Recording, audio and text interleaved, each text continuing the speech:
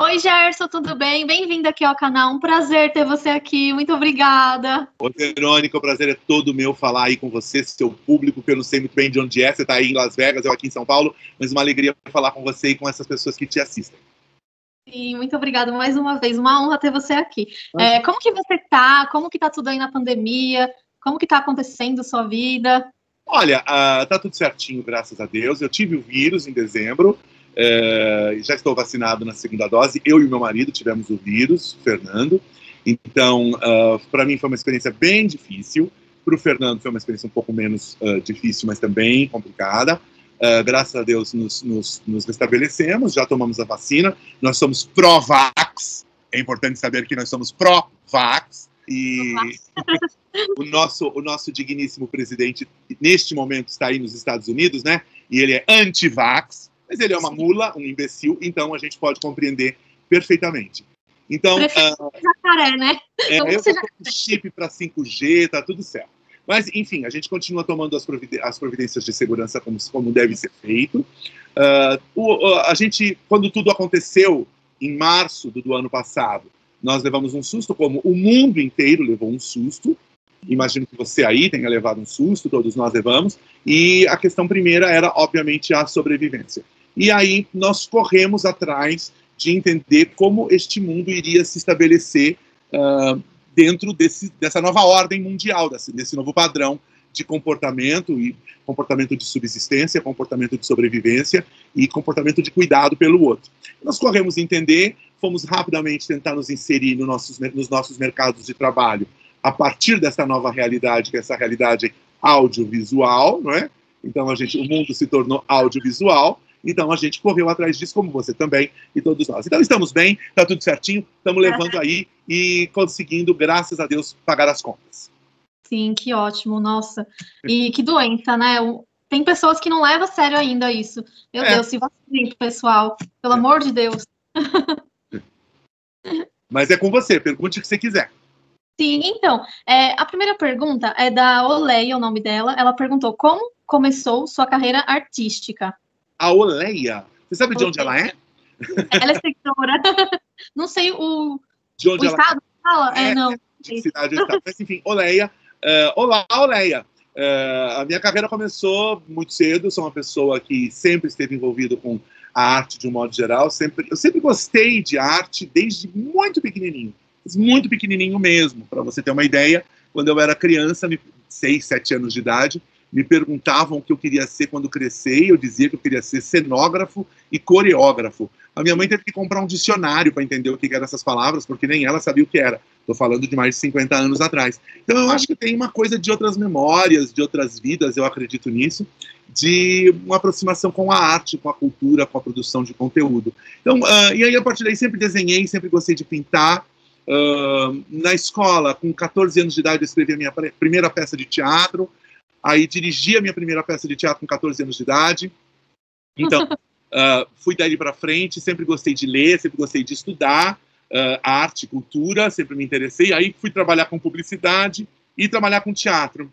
E aí me tornei um artista. Nossa, e já estava ali uma plantinha bem pequenininha, desde pequeno. Eu costumo dizer que a arte é um bichinho, né? A arte é um bichinho que nos morde, e aí a gente fica picado por esse bichinho e a arte corre nas nossas veias. E, na verdade, essa coisa de ser um artista, na minha opinião, ela é muito relativa. Eu acho que artistas somos todos nós porque a arte é expressão. Então, uma pessoa... E veja, cultura é aquilo que nos aproxima a todos. Então, se você falar o que é cultura? Cultura é moda, cultura é a palavra escrita, a palavra falada, cultura é decoração, cultura é vestuário, cultura é gastronomia. Então, todos nós nos expressamos de alguma forma dentro desses muitos ambientes da cultura, além da arte.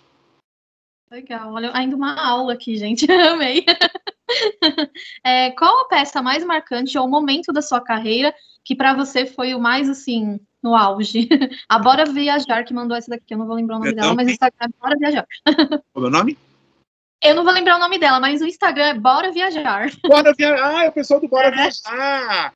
Adoro o pessoal do Bora Viajar, eu sigo eles me seguem, que legal. Olha só, a minha experiência mais uau, já que eles estão falando do Bora Viajar, na minha carreira a minha experiência mais uau, aquela que foi assim, wow factor da minha carreira, é quando eu estreiei na Broadway, em 1991, faz muito tempo, 30 anos exatamente este ano. Nós fomos com Sonho de uma Noite de Verão, do William Shakespeare, para a Broadway, e fizemos o New York Shakespeare Festival. No New York Shakespeare Festival, a gente representou o Sonho de uma Noite de Verão em português durante um mês no teatro do Central Park.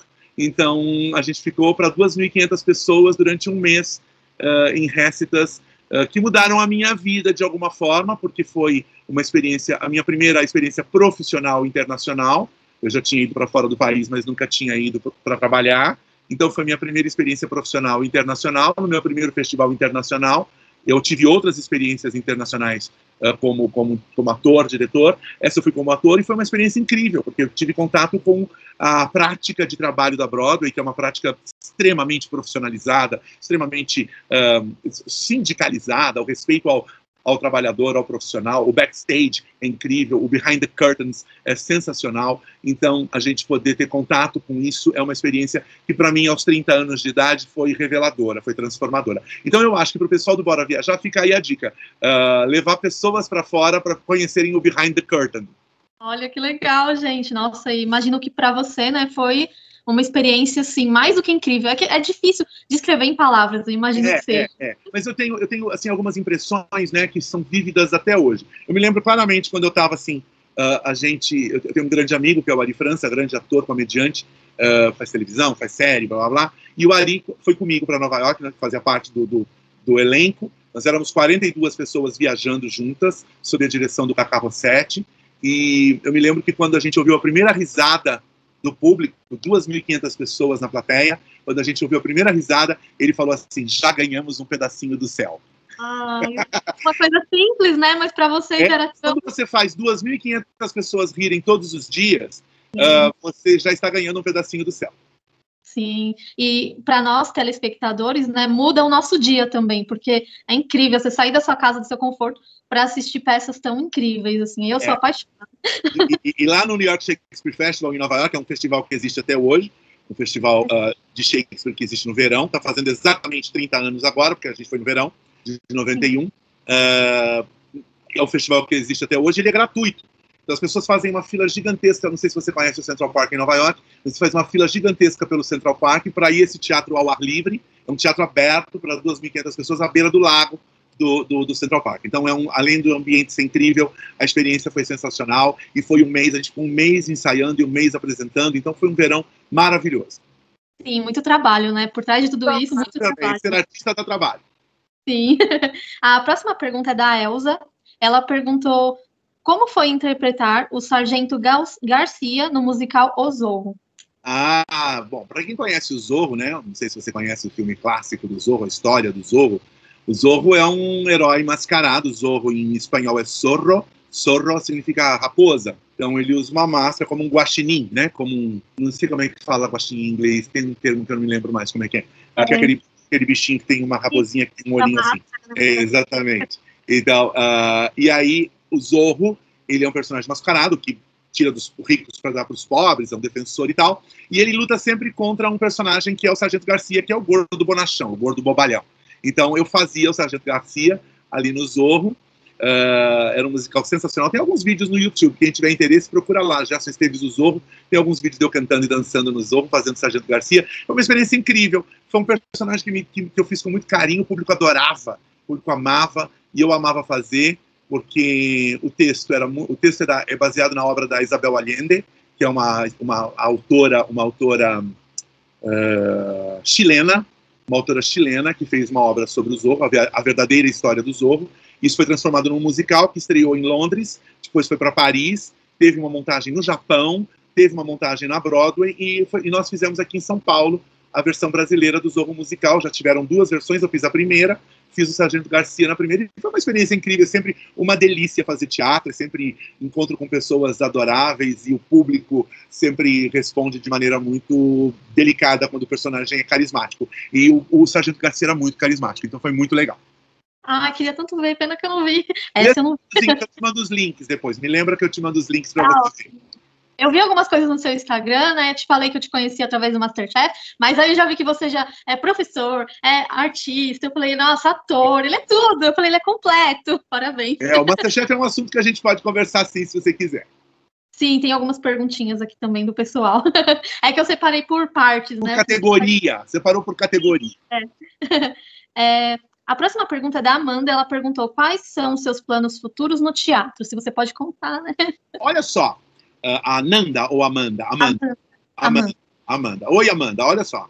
A gente sempre tem planos, né? Eu tenho muita preguiça também, vou ser muito sincero, nesse país em que a cultura é tratada com tanto desrespeito. E eu fico muito triste sempre que eu vejo a cultura ser tratada com desrespeito, a arte principalmente sendo tratada com desrespeito, os artistas de teatro são tratados com muito desrespeito. E isso é fruto, evidentemente, do desgoverno que a gente vive e do golpe que foi dado na presidenta Dilma Rousseff desde 2016. A gente vem vendo a classe artística ser submetida a todo tipo de maltrato. Mas é possível ter planos. Então, eu tenho uma pesquisa muito longa, uma pesquisa de mais, eu diria, de quase 10 anos, a partir de um personagem que é o Alfred Hitchcock.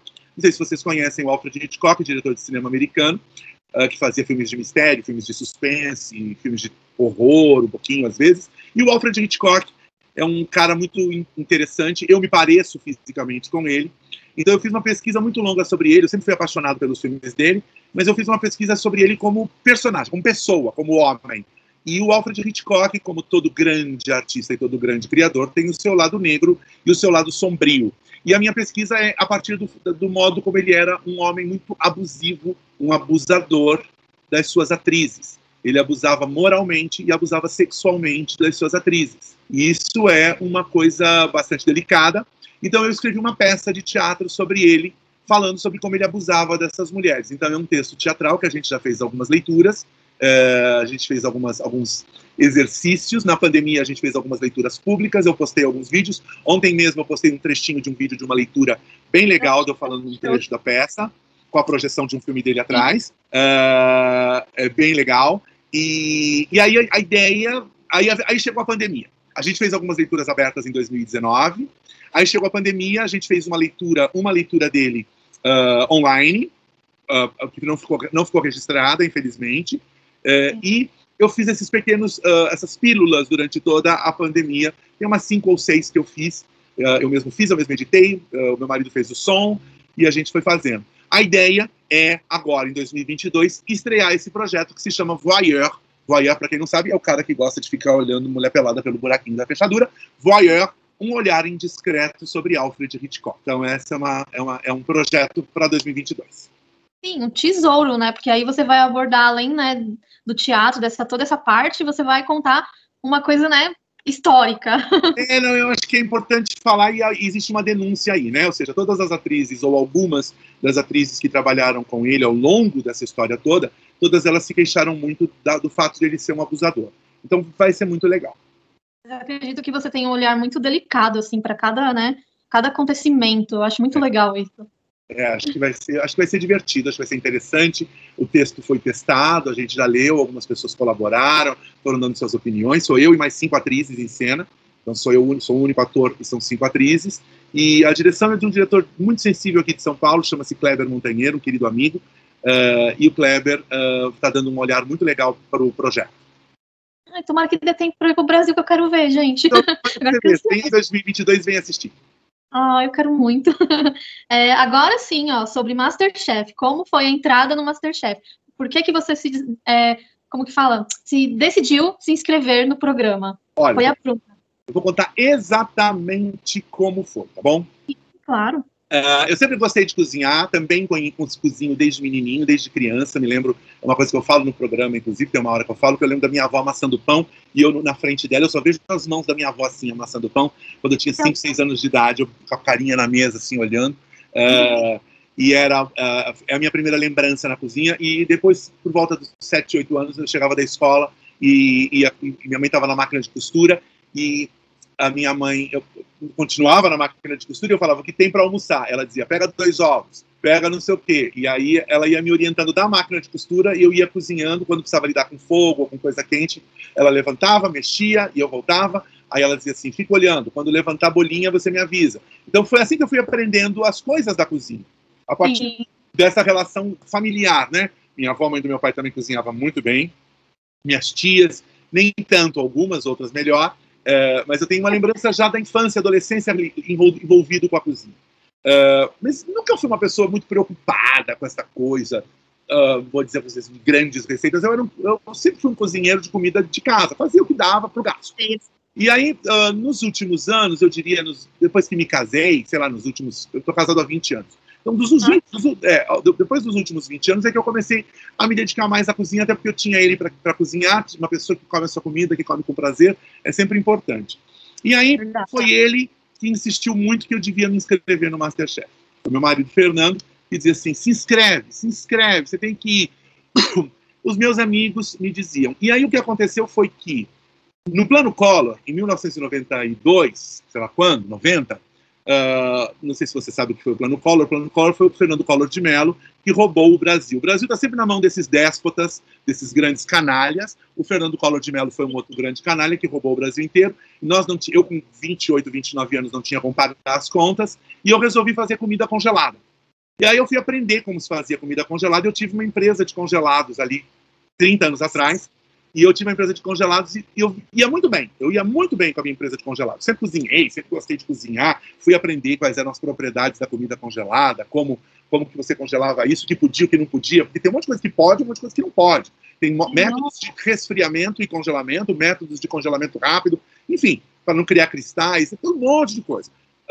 E aí eu fui aprender essas coisas todas, montei a minha empresa com a minha mãe e meu pai, e trabalhamos durante, sei lá, uns 3 anos, fazendo comida congelada e pagando as contas para a comida congelada. Só que chegou uma hora que a vida estabilizou e eu precisava crescer. Crescer significava o quê? Ter funcionários, ter um espaço maior, poder ter mais equipamento. Eu já estava com 2 freezers, mas ainda não era suficiente, eu precisava crescer mais, precisava ter uma linha frigorífica grande, precisava ter uma cozinha com mais controle de saúde, sanitário, porque a quantidade era maior, então você tinha que ter mais controle sanitário. Tudo isso envolvia documentação, envolvia alvarás. Aí eu tive que fazer uma escolha. Ou era um artista, ou era um cozinheiro de comida congelada. A minha mãe sozinha não queria também, porque não tinha mais idade para sozinha seguir nisso. Aí eu falei, então eu vou interromper. E interrompi essa vida de cozinheiro ali, naquela fase. E aí, quando eu tive uma depressão há 4 anos, 3 anos e meio, 4, eu tive uma depressão muito profunda, que eu não tinha vontade de sair de casa. Eu tive confinamento, eu tive lockdown por conta própria. Eu não tinha coragem de sair de casa. E é importante, nesse Setembro Amarelo, a gente falar, a depressão existe, a depressão precisa ser olhada, as pessoas com depressão precisam de cuidado. E eu tive todo o cuidado que foi possível e necessário para me curar, para sair. Para me curar não porque a gente não cura a depressão. A depressão é uma coisa que sempre existe e sempre vai existir. Mas eu consegui sair da depressão, graças a Deus, e uma das coisas que me tirou da depressão foi a cozinha. Eu disse para o meu marido, eu falei assim, a cozinha me salvou no Plano Collor, a cozinha vai me salvar de novo. E aí eu montei um projeto gastronômico.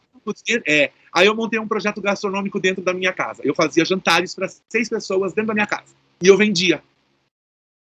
Eu anunciava, dizia assim, olha, esse fim de semana tem jantar português. Vai ter um bacalhau, vai ter não sei o quê, sobremesa portuguesa, uma entradinha portuguesa, fazia. E aí as pessoas compravam esse jantar. E vinham pessoas que se conheciam e pessoas que não se conheciam. E todo mundo vinha e eu contava a história da comida. Eu dizia, olha, esse bacalhau eu aprendi a fazer com a minha avó, assim, assim, assim. Eu servia numa tigela que era a tigela da minha avó. Aí eu falava como era a comida. Aí eu falava assim, olha, vocês vão tomar sangria que meu avô fazia. Vocês vão comer a sobremesa que é o doce de ovos que a minha avó fazia. Então, eu fazia um jantar todo em torno de uma comida afetiva, uma comfort food muito, muito especial, baseada na minha história de vida, e eu contava um pouco a história da comida e a história da minha vida, um pouco junto com esse jantar. E foi maravilhoso, porque esses jantares duraram quase 2 anos da minha vida. Eu saí da depressão fazendo isso, trabalhava, aí eu comecei a fazer, eu virei banqueteiro. Sabe o que é banqueteiro? Banqueteiro é o que a gente chama de personal chef. Já ouviu falar de personal chef? Personal chef é aquela pessoa... chefe é uma coisa. Eu digo sempre o seguinte, só é chefe quem tem uma cozinha para chefiar. Ah, entendi. Se você não tem uma cozinha para chefiar, você não é chefe, você é cozinheiro. Sim. Então eu vi um negócio que as pessoas falam aqui no Brasil e no mundo, se chama personal chef, que é o quê? é o chefe que atende uma pessoa especial. Então, as pessoas me chamavam para fazer, por exemplo, vem aqui fazer o meu aniversário. Então, essa pessoa tem uma cozinheira ou tem uma empregada, eu vou lá, organizo o jantar todo do aniversário dele. Eu cheguei a fazer festa e banquete para quase 100 e poucas pessoas. Com o primeiro prato, segundo prato, entrada, a sobremesa, tudo saindo, com serviço de garçom e tudo, é o que a gente chama de ser banqueteiro ou ser personal chef. Isso fez alguns eventos assim, mas é muito cansativo. Eu fiz evento junino, eu fiz evento de todo tipo que você pode imaginar. Festa junina para 45, 50 pessoas. Era uma loucura. Festa junina com muita comida, com quentão. Que delícia! Era coisa assim, éramos eu e mais 2 pessoas na cozinha, servindo 60 pessoas. De tudo que você pode imaginar, da pipoca na manteiga, até torta sei lá, de banana, torta de amendoim, enfim, uma loucura. E aí, tudo em porção individual, hot dogzinho, uma loucura. E aí, bom, tudo isso foi acontecendo e as pessoas dizendo, nossa, você tem que ir no Masterchef, nossa, você precisa ir no Masterchef. E aí o meu marido, Fernando, falou um dia, se inscreva no Masterchef. Bom, me inscrevi. Obrigado, Fernando. Obrigado, Fernando. Me inscrevi e aí a produção entrou em contato comigo. Perfeito. A produção entrou em contato comigo porque o que acontece? A produção faz algumas investigações, eu tenho impressão. E a gente estava no meio da pandemia, né? O programa que eu fiz uma participação nessa edição especial, que era um programa por vez, e a gente estava no meio da pandemia. E eles entraram em contato comigo porque eles precisavam fazer todo o processo de seleção assim, online, virtual. Ai. Então, todo o meu processo de seleção, de todas as pessoas que fizeram o ano passado, todo o processo de seleção foi assim, online, virtual. Todas as seletivas. Então, ligava a câmera e eu cozinhava para eles verem ao vivo, online, assim. Deus! E aí era muito louco, porque ligava, cozinhava, eles viam, aí passava para outra fase. Aí, enfim, algumas fases até a hora que veio a notícia de que eu ia fazer. Mas é muito maluco. É muito desafiador, né? Porque você cozinhar ali no ambiente com a pessoa ali, agora ligar a câmera e fazer, né? É outra coisa, gente. Muito divertido, muito desafiador. Foi uma experiência legal, porque teve uma das provas que eu fiz eliminatórias, eles disseram assim, você tem que estar com tudo quase pronto e você precisa finalizar os últimos 5 minutos na nossa frente. Jesus amado. Finalizar todos os preparos e empratar. Sim. Então eu ensaiei, porque, veja, a gente sabe qual é a prova, então eu imaginei, ensaiei, e aí fizemos a prova, eu escolhi fazer, eu acho que deve estar em algum lugar no Instagram, eu fiz um salmão com uma farofinha de amendoim, e bacon, com um molho, era um molho, eu acho que eu fiz um molho holandês, e aspargos salteados. Foi essa receita que eu fiz, que eu finalizei na frente deles. Que legal! Eu imagino que para você foi uma coisa assim muito nova, né? Todo o processo do Masterchef foi muito novo. Embora eu conhecesse esse veículo de comunicação que era a televisão, porque já tinha feito outras coisas ligadas à televisão, esse lugar é diferente, né? Uma coisa é você fazer um personagem ou você interpretar alguma coisa, outra coisa é você ser você mesmo dentro de um fazer que não é o que você está habituado.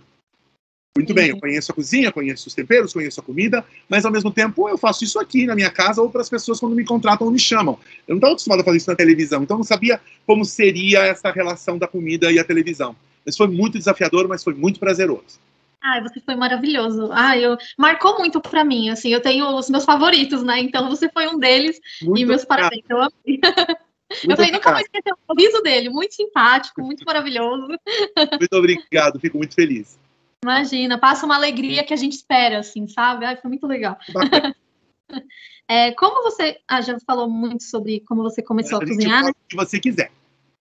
Não, ela perguntou assim, Elizabeth Souza, como você começou a cozinhar? Aí você falou que tradições Contei a história toda já, Elizabeth, tá contadinha atrás. Você volta a entrevista, vê de novo, que a tua resposta tá aqui e a gente lembrou de você. Mas o que é importante, eu queria dizer assim, eu comecei a cozinhar como quase todo mundo deveria começar, de criança. Então eu digo para Elizabeth, eu digo para você, Verônica, eu digo para todo mundo que é papai e mamãe, vovó, que levem suas crianças para a cozinha. Acho que a melhor coisa é começar quando a gente é criança. Porque apresentar para a criança a melhor comida, que é a comida da mãe, a comida do pai, a comida do avô, a comida do tio, da tia, não importa. Os meus sobrinhos, sempre que eu posso, eu cozinho para eles. Eu tenho um programa no YouTube que eu fiz para a Secretaria de Cultura aqui de São Paulo, Secretaria de Estado da Cultura, que se chama Cozinha Lugar de Criança.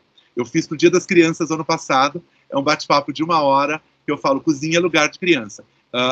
Tem mães, papais e mamães que têm muito medo de levar as crianças para a cozinha. É porque porque tem fogo, porque é quente, óleo, queima.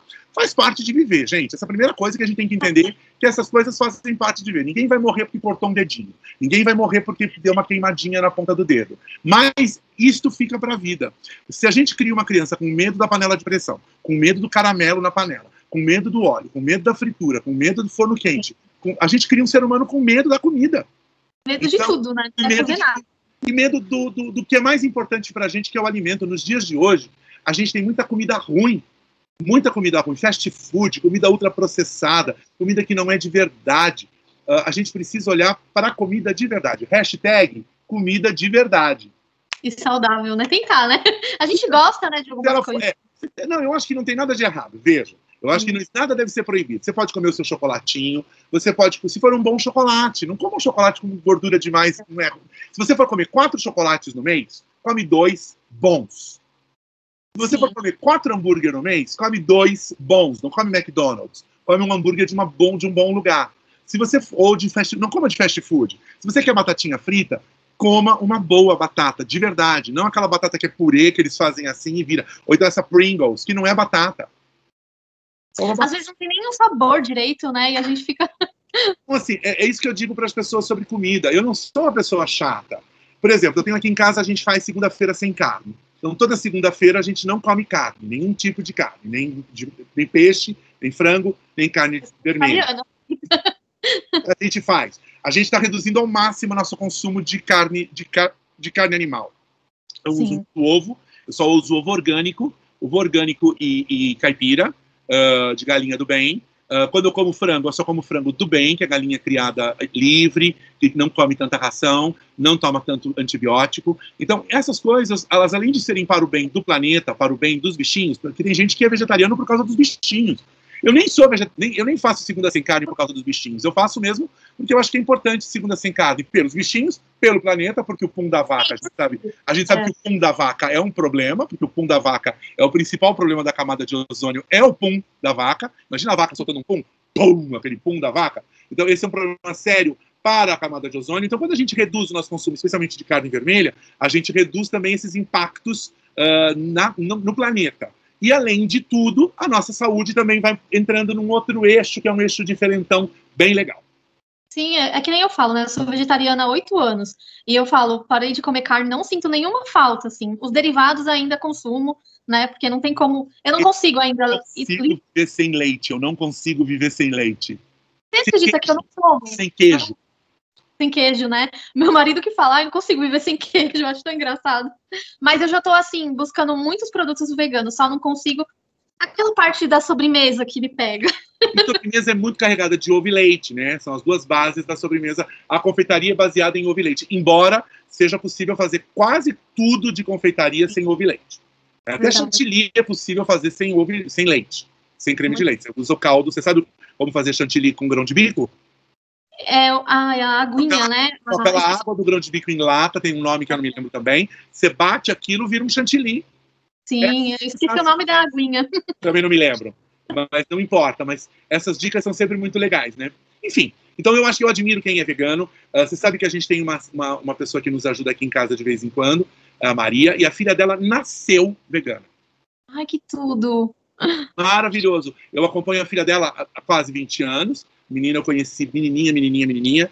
E ela já era vegana, menininha, pequenininha. Ela não aceitava carne animal, nenhuma proteína animal, de jeito nenhum ela não aceitava.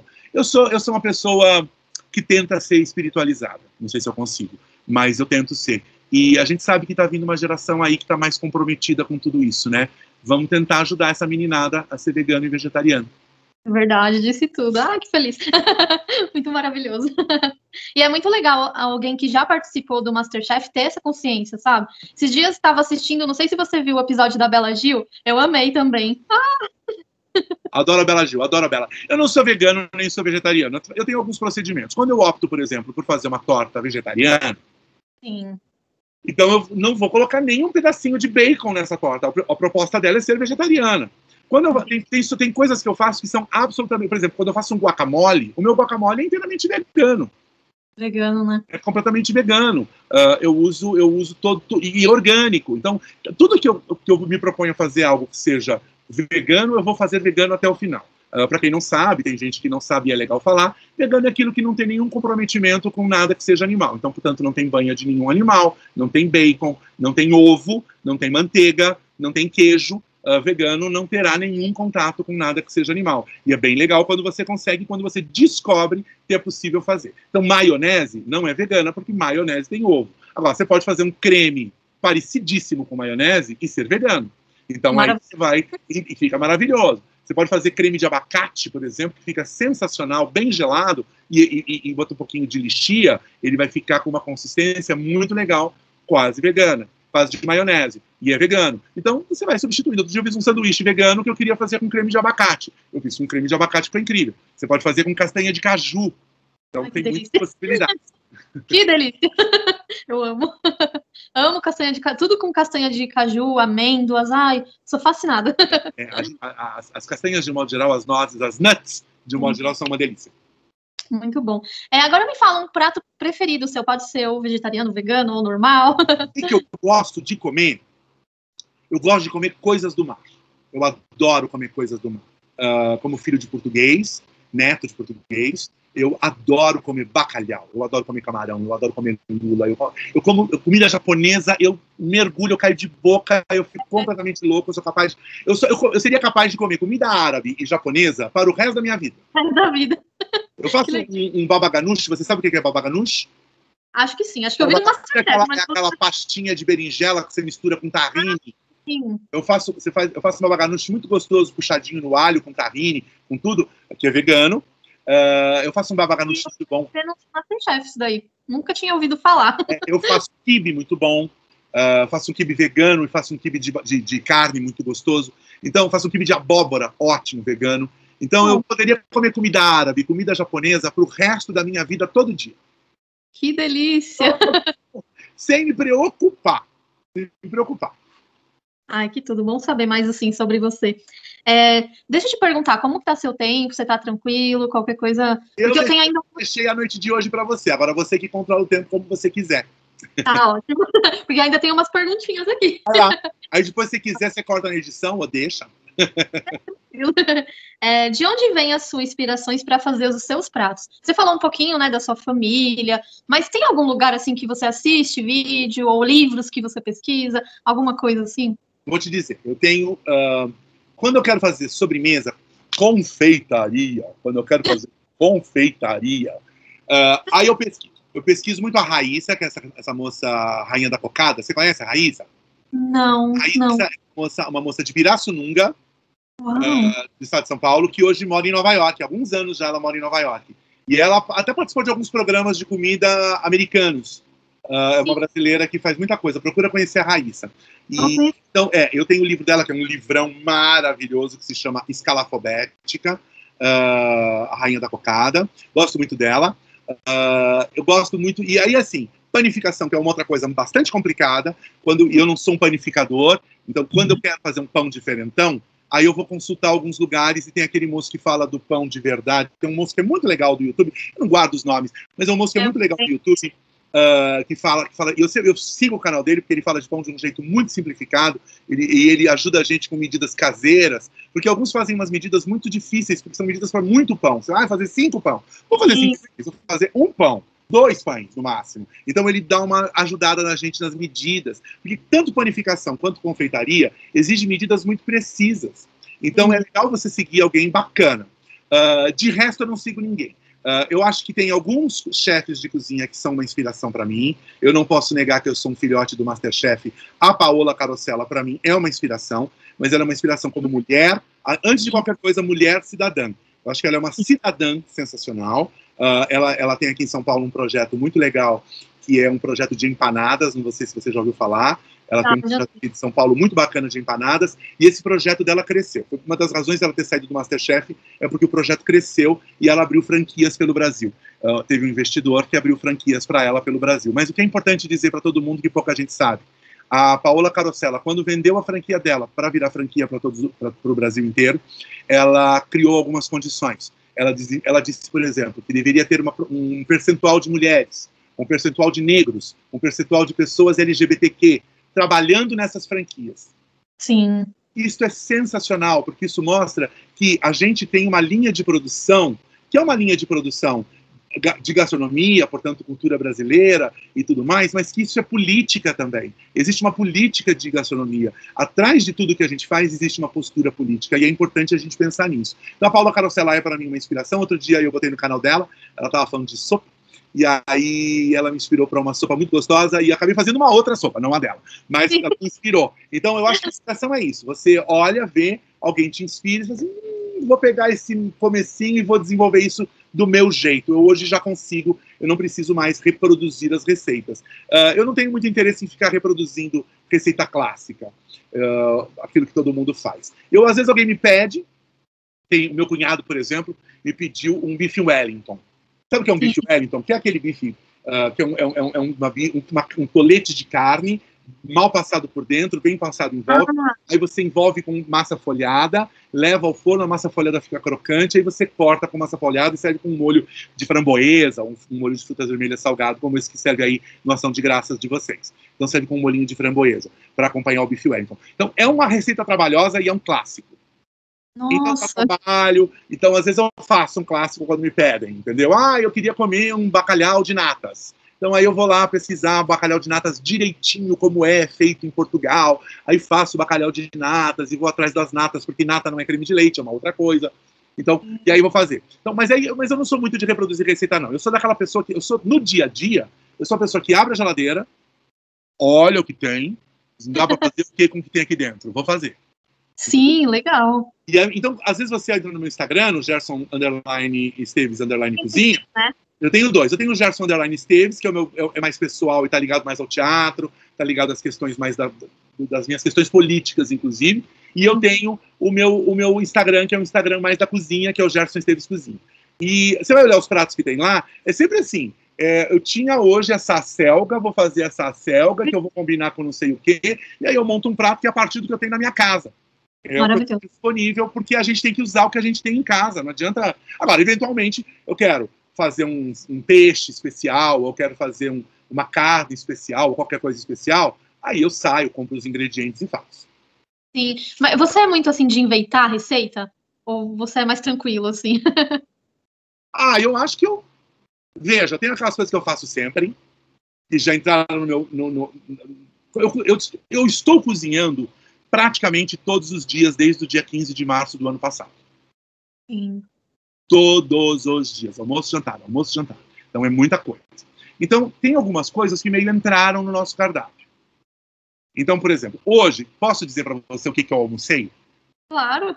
Eu almocei pastel de feira. Ai, pastel de feira, clássico. Pastel de feira. A gente tem um lugar aqui do lado de casa. Eu moro muito pertinho da Avenida Paulista. Pertinho. E a gente tem um lugar aqui perto de casa que vende pastel de feira. Uma portinha, uma garagem.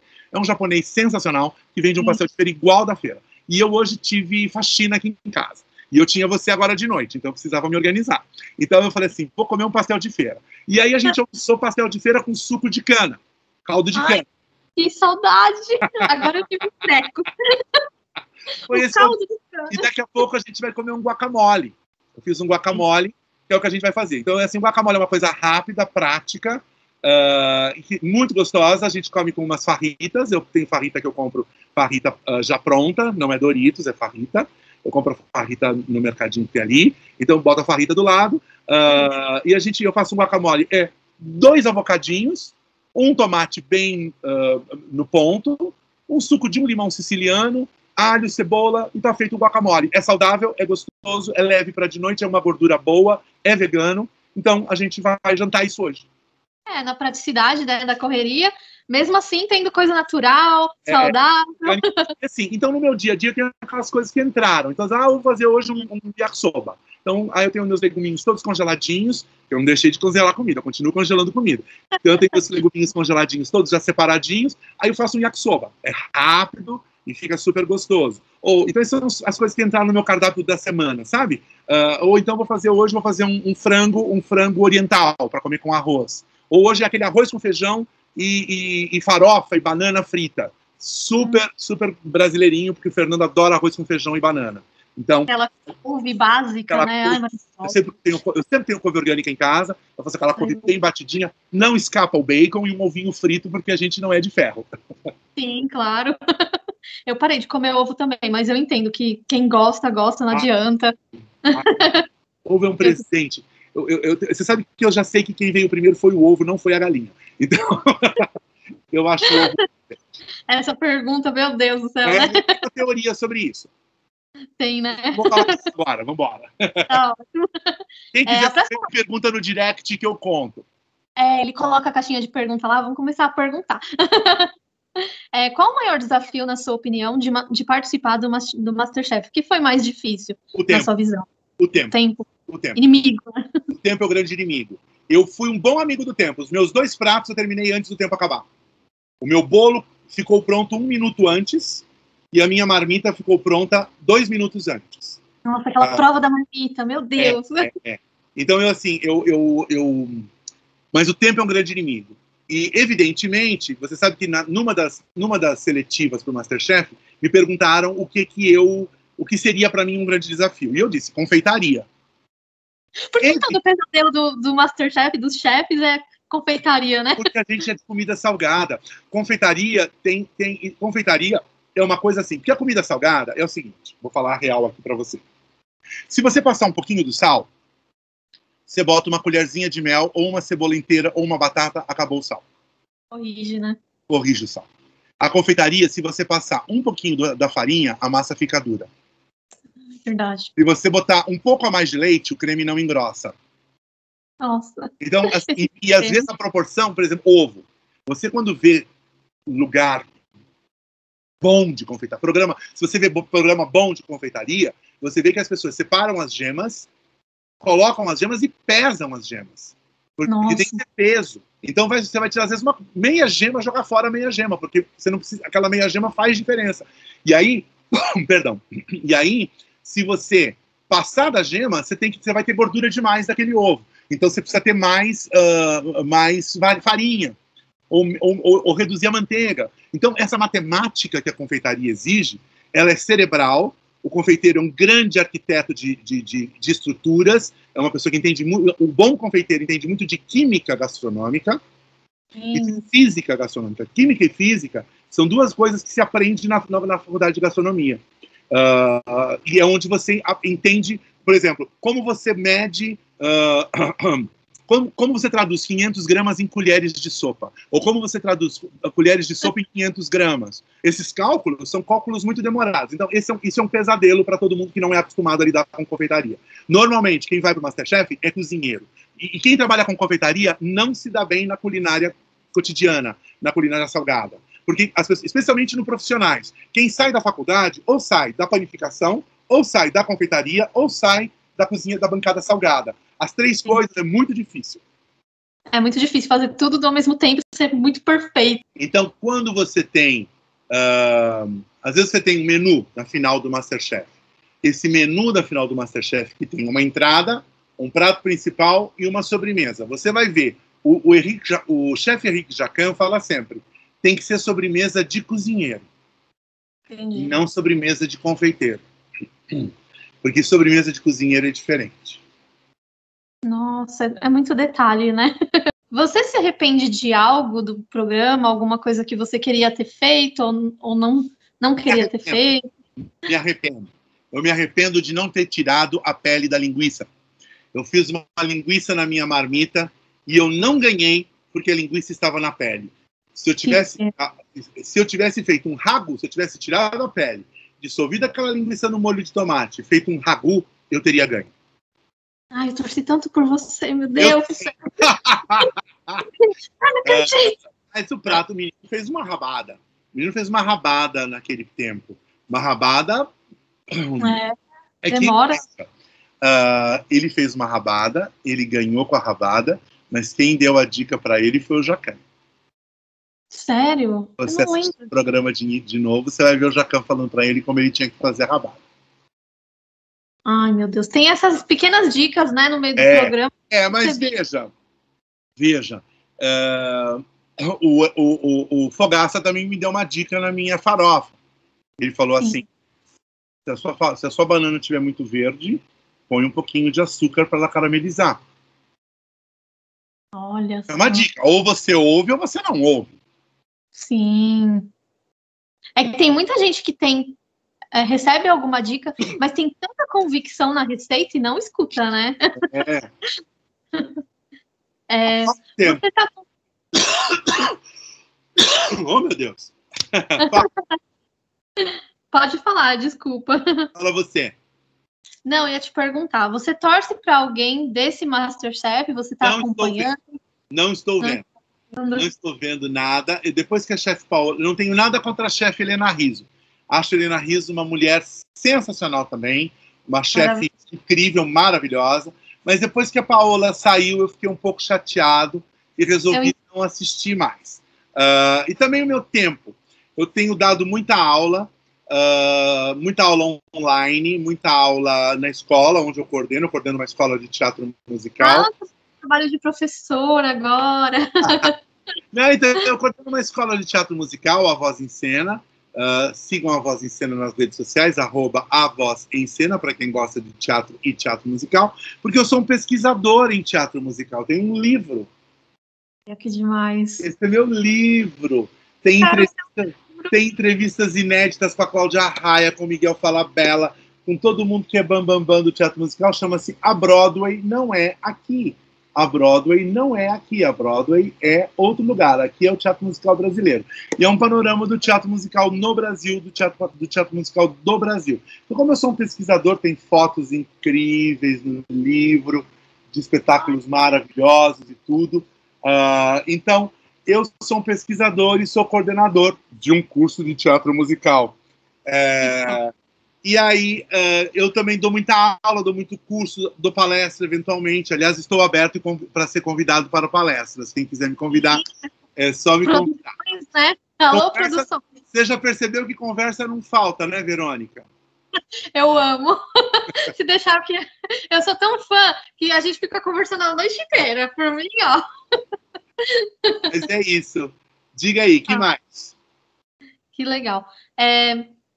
Qual o seu maior sonho na vida? Ter estabilidade financeira. Estabilidade financeira e saúde para aproveitar, evidentemente. A gente vive num país em que é muito difícil ter estabilidade financeira.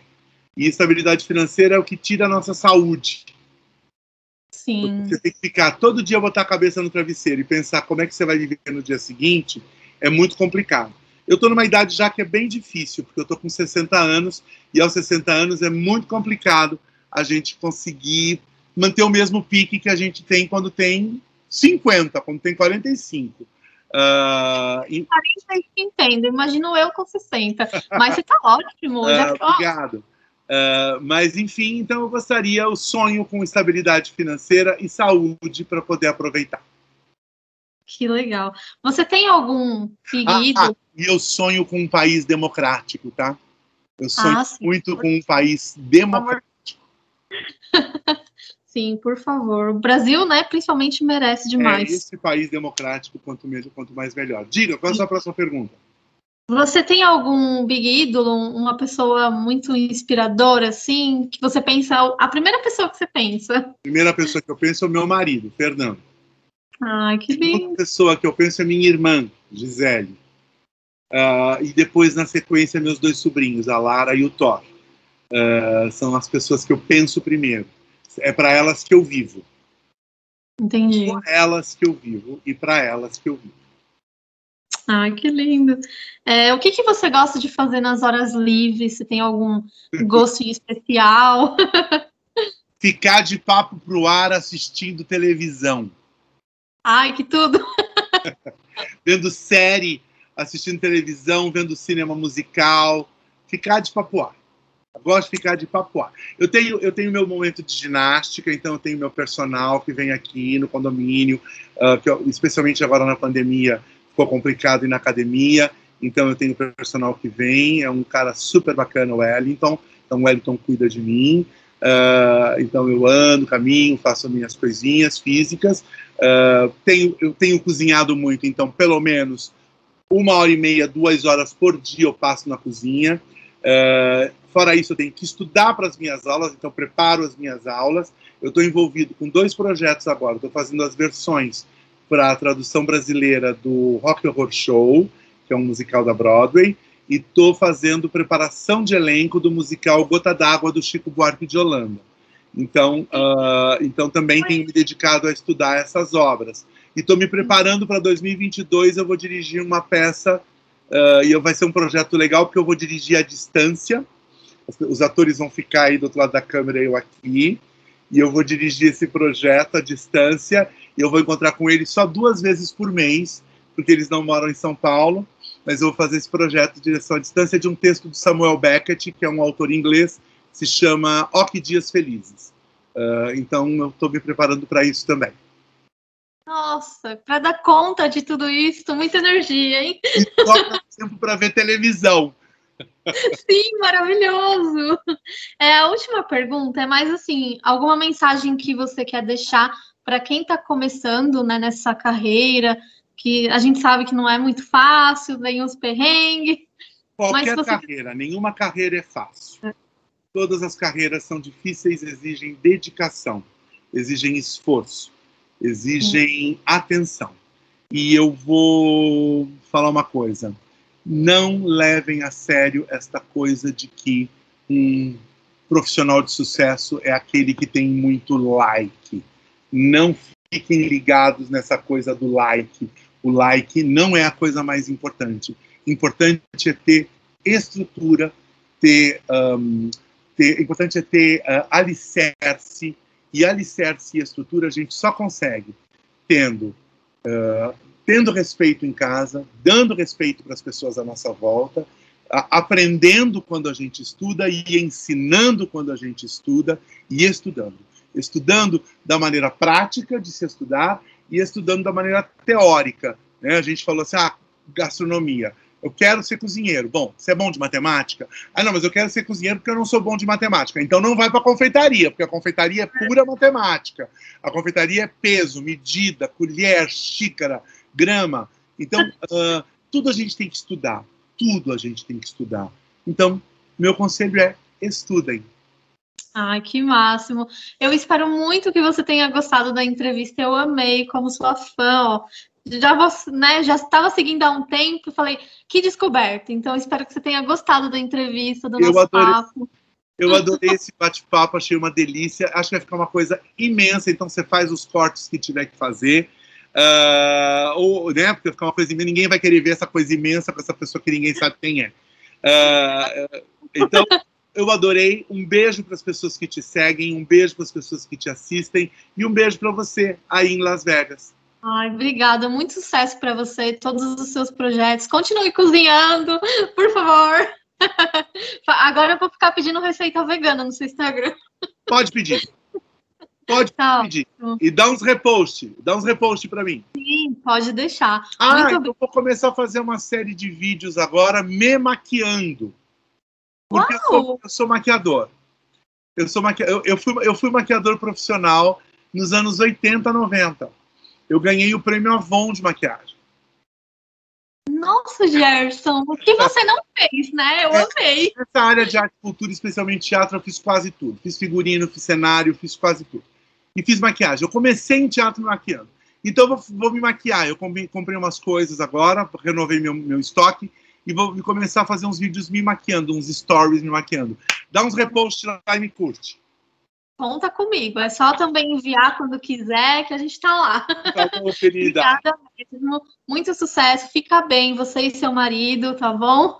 E obrigada mais uma vez, um beijo. Fiquem bem vocês também em casa, um beijo. Tchau, tchau. Beijo.